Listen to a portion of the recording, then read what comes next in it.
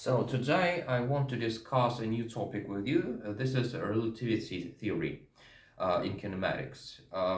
So this topic is considered to be one of the most difficult topics, and the majority of people can't understand it correctly. So because of that, I think that it would be good to try to explain how the relativity works. So now let's start with an example. Imagine on the river there is the rectangle ship, and somewhere here in this angle, a boy is just staying on the floor of our ship. And in any periods of time, this whole system started moving somehow. The ship started moving in that direction with the velocity vs, and the boy started moving along the diagonal line with the velocity vo. So in some periods of time, this boy will just stay here.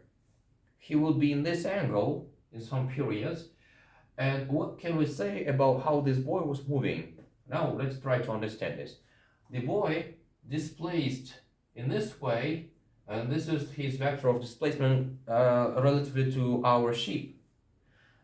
And the ship, by the way, moved in this way, and this is his vector of displacement then.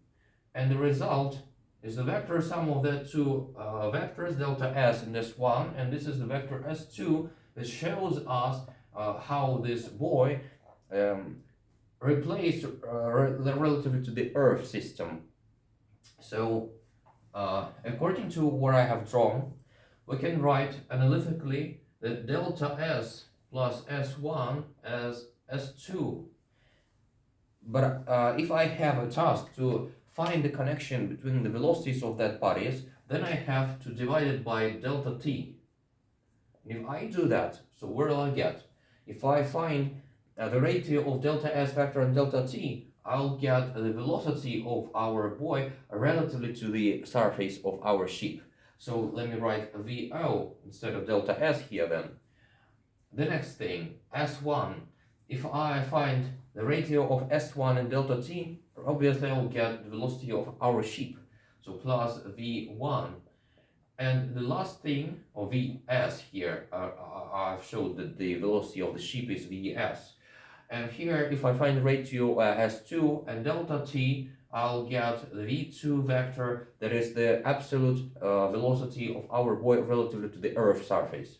The Earth surface is also called a stationary reference frame. So we know that all bodies move somehow relative to anything, but this is just a model when we say that we want the motion of the system relative to anything. So we think that it doesn't move anyhow. So this is just a stationary reference frame that is connected to our Earth. This component is just quite easy to understand. This is the relative velocity and relative to the ship. And this component, a vector, it's a transform velocity, it's called. So we can say then, so the ship is the reference frame that can move, and we can then say that the Vs vector is the vector of velocity of the reference frame, So the nuance then that appear here when we say that the vector Vs is the vector that is the vector velocity of the reference frame is that in fact the transform velocity is not a vector or velocity of the reference frame. It's more difficult in fact. This is not equals things. The transform velocity, what we call, and the velocity of reference frame is a bit different things, and we have to understand the difference between them. So I hope you understood everything here I've written. This thing is, by the way, is called the law of vector velocity summation. Now let's try to understand the nuances concerned this very component. Well, in order to explain what I mean, I want to mention a good example So imagine now that there is a disk that rotates somehow with the angular velocity omega. Let me show it in that way. And imagine now there is an ant staying somewhere here, and now this ant started moving along this radius vector in the direction to this very point of a disk, to the center of the disk, with velocity VO. So what can you say about the motion of ants? On one hand, we can say that if we just sit here on the disk, we won't see the rotation. The only thing we'll see is that this ant is approaching to us. He is moving along this line then, if we are here on the disk. Okay, but if we try to study this motion, looking at the situations from the Earth's surface, we'll see in fact a quite difficult trajectory. So this ant insect will move somehow in that way then. So he will have such a difficult trajectory in our Earth reference frame. And where is the nuance? I want now to find the connection between the velocities of this ant relative to Earth and relative to the disk system.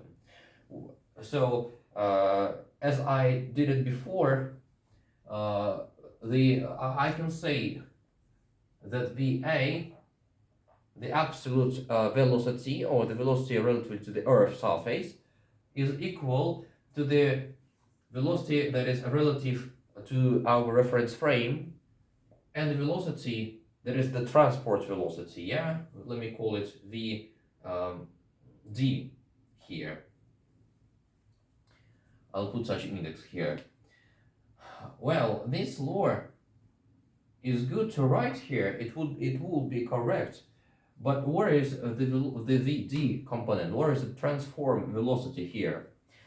If we say that VD is the velocity of our reference frame, that is the disk system, it would be very incorrect, because each point of this disk had different velocities. Why it is so? The omega vector is the same for all points on the disk, but every point on the disk are on different distances relative to our center, and this means that the velocities of them changes when the velocity depends on r, on distance relative to our center. And that means if the distance is quite small, so for example this one, the velocity would be small, but if we take the point somewhere here on distance r, so then we can say that this point will have quite big velocity relative to this dot. So because of that, of the fact that all dots, all points of our system have different velocities, what is then the velocity of reference frame? The reference frame is our disk, by the way. So where is the problem? The problem is in definition of our transport velocity. This is in fact not the velocity of a reference frame. It's not the velocity of reference frame. It is a velocity of a point of our reference frame. So the disk is a reference frame, and the transport velocity is the velocity of a point of our reference frame. And it's better to say even that this is the velocity of a point on which our body with studied motion of is. So if the ant, for example, now is somewhere here in this point, sitting or just moving through it, so we have to say that the transport velocity now is the velocity of that very point relatively to our center, and this velocity is directed in that way perpendicular to the radius of our disk. So this is a VD vector, and consequently the sum of these two vectors will give us the result that is the absolute velocity, or in other words, the velocity relative to the Earth surface. So this is all for now. I hope you understood the nuances concerned the relativity and you understood how the relativity works on the whole.